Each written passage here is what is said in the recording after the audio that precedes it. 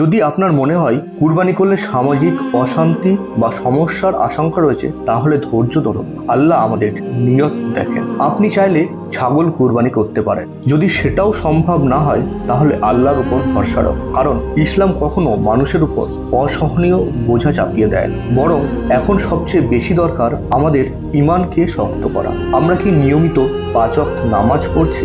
আমাদের পরিবার কি ইসলামের মৌলিক শিক্ষা মেনে চলছে? আমাদের সন্তানদের কি আমরা দিনের পথে গড়ে তুলছি? মনে রাখবেন, কুরবানি অত্যন্ত গুরুত্বপূর্ণ একটা ইবাদত, কিন্তু নামাজ ইসলামের স্তম্ভ।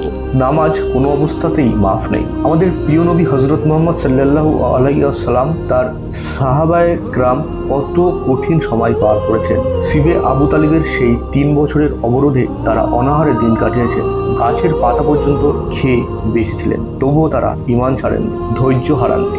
আজ যদি আমরা সাময়িক কিছু সমস্যার সম্মুখীন হই, তাহলে আমাদেরও ধৈর্য ধরতে হবে, কারণ একজন মুমিনের শক্তি তার ঈমান।